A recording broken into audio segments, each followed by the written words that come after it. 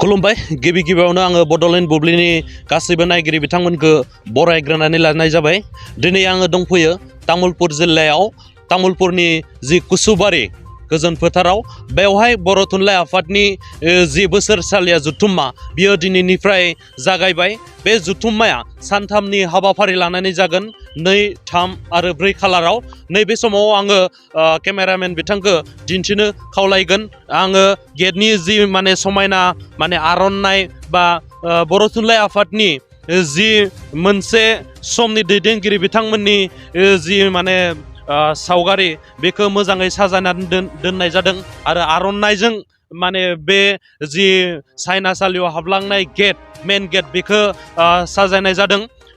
गोबां अखा आरो बारहुंखानि गेजेरजोंब्लाबो बे जि जुथुम्मा बे जुथुम्माखौ गाजा गोमजायै खुंनो लानायखौ जोङो नुनो मोनदों।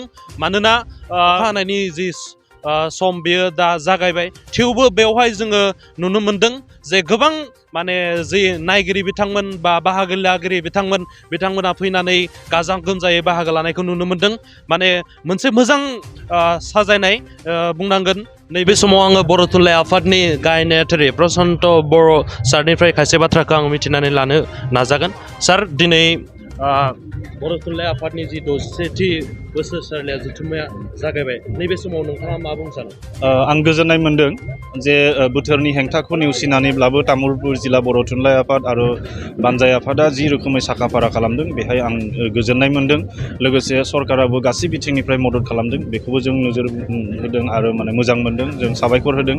लोगोसे बिभिन्न जाति जनगोष्ठीनि मानसिफ्राबो बेहाय बायदिसिना रोखोमनि मदद होदों, बेहाय जों गोजोननाय फोरमायदों।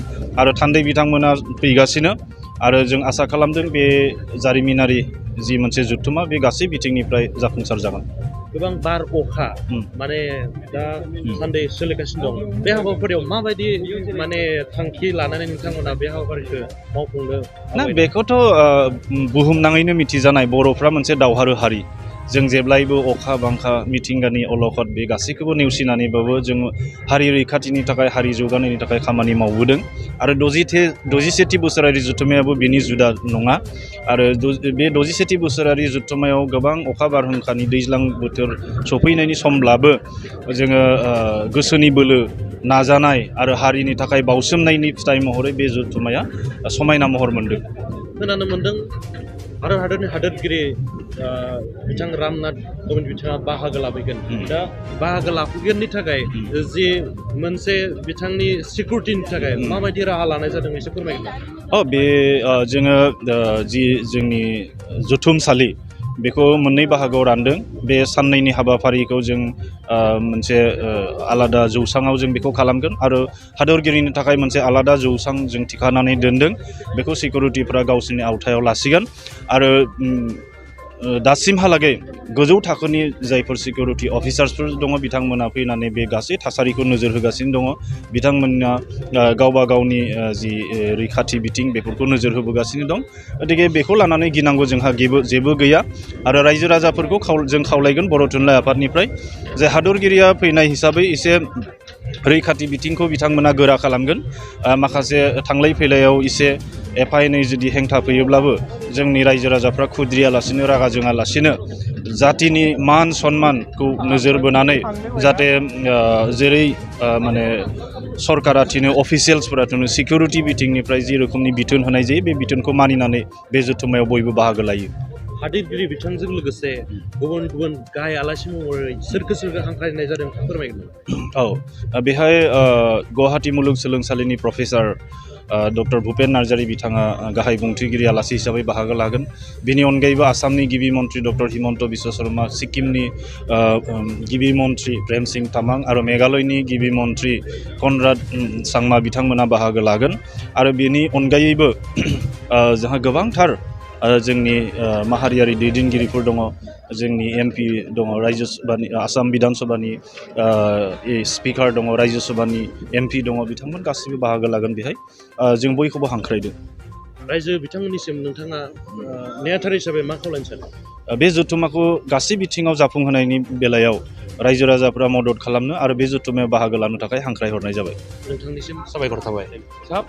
थारैनो जोङो दिनै बुंनांगोन जे बेवहाय हादोरगिरिया गाहाय आलासि महरै बाहागो लागोन आरो नेहाथारि बिथाङा गासैबो रायजो राजा बिथांमोनखौ खावलायदों जे बेवहाय लैहोर बाहागो लाफैनो। आङो जि तामुलपुर 60थि बर' थुनलाइ आफादनिफ्राय जि फोसावनाय बेखौ बेखिनियावनो दोनथ'नाय जाबाय। नोंथाङा सरखारि साख्रि नागिरदोंना? नोंथांनि थाखाय मोनसे गोजोनथाव खौरां। नोंथांनि थाखाय दं एडुकेट पइन्ट, जेराव नोंथाङा सोलोंथाइ लानायनि गेजेरजों सरखारि साख्रिनि गुबुन गुबुन रोखोमनि गोब्राब आनजादफोरखौ उथ्रिसारनो हागोन आरो गावनि आथिङाव गसंथानो हागोन। बे एडुकेट पइन्टआव नोंथांमोना SSC, bank PO, bank clerk, bank SO, UPSC, FSC, defence, railway, state insurance, AO, ADO एसिस्टेन्टजों लोगोसे स्टेट लेभेल जब आरो माखासे सरखारि साख्रिनि आनजादाव गोनांथि जानाय आयदाफोराव सोलोंथाइ लानो हागोन।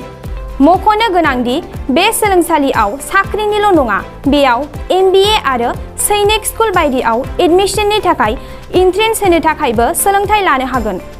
बे सोलोंसालियाव गाहाम थाखो खथानि सुबिदा दं आरो सम मथे नोंथांनि सोलोंथाइखौ बे सोलोंसालियाव होनाय जागोन।